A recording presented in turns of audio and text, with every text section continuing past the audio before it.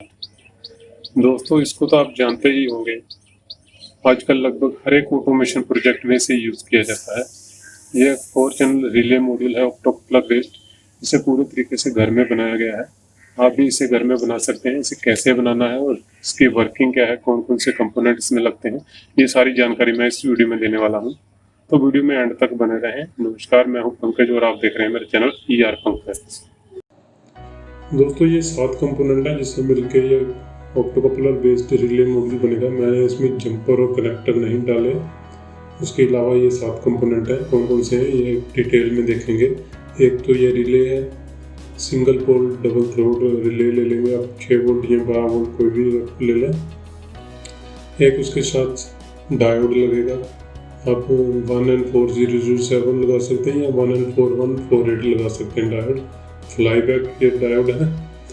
एक कॉइल में पैदा होने वाली स्पाइक्स को प्रिवेंट करता है। उसके बाद एक NPN ट्रांजिस्टर है, BC547 जनरल पर्पस हम ले लेंगे यहाँ पे। उसके बाद एक रेजिस्टेंस है 510 ओम का, और यहाँ पे ऑप्टोकपलर है, PC817 नंबर है इसका।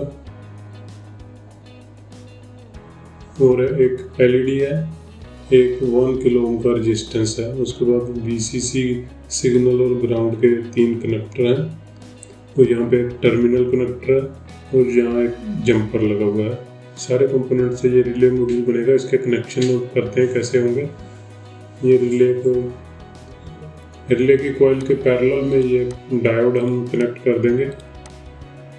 दोनों पॉइंट इसके साथ कनेक्ट हो गए। और रिले के दूसरे जो पॉइंट है उसको रिले के जो बाकी पॉइंट है उसको कनेक्टर से, तीनों पॉइंट को कनेक्ट कर देंगे टर्मिनल कनेक्टर से। इस प्रकार से इसके कनेक्शन हो जाएंगे। देखिए कनेक्शन हो गए। इससे हमें आउटपुट मिलेगी। आउटपुट के वायर हम कनेक्ट करके इसको स्विच की तरह यूज करेंगे। ऑप्टोकपलर का जो पिन नंबर 4 है यहाँ पे, वो यहाँ रिले के कॉइल के साथ कनेक्ट हो जाएगी एक पॉइंट पे। और दूसरे पॉइंट से जो है 3 नंबर पिन ऑप्टोकपलर के 510 ओम के रेजिस्टेंस के थ्रू ये NPN ट्रांजिस्टर के बेस में कनेक्ट हो जाएगी। तो दूसरा कॉइल का जो पॉइंट है वो ट्रांजिस्टर के कलेक्टर में कनेक्ट होगा और एमीटर जो है वो ग्राउंड से कनेक्ट हो जाएगा।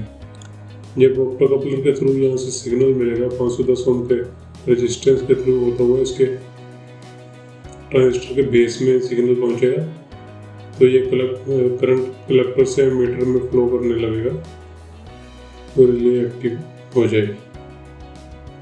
अब ये पॉइंट पे हमें जंपर के थ्रू VCC देनी है सप्लाई। ये जंपर को लगा, आप सीधा भी VCC से कनेक्ट कर सकते हैं। जंपर लगाने का मकसद है अगर आपको रिले के लिए ज़्यादा करंट चाहिए तो आप यहाँ पे जंपर निकाल के इसको डायरेक्ट सप्लाई दे सकते हैं रिले को। और दूसरी तरफ VCC से हम ये रेजिस्टेंस 1 किलो ओम पर कनेक्ट कर देंगे और ऑप्टोकपलर के पिन नंबर 1 से कनेक्ट कर देंगे इसका दूसरा पॉइंट रेजिस्टेंस का। और पिन नंबर 2 जो है वो LED के एनोड में कनेक्ट हो जाएगी और LED का कैथोड जो है सिग्नल जंपर से कनेक्ट हो जाएगा। जब हम सिग्नल को नेगेटिव सप्लाई देंगे, याद रखिए ऑप्टोकपलर बेस्ड जो रिले मॉड्यूल है उसको नेगेटिव सप्लाई दी जाती है और ट्रांजिस्टर बेस्ड जो है उसको पॉजिटिव सप्लाई दी जाती है ऑन ऑफ करने के लिए। ये आप कंट्रोलर के थ्रू देंगे।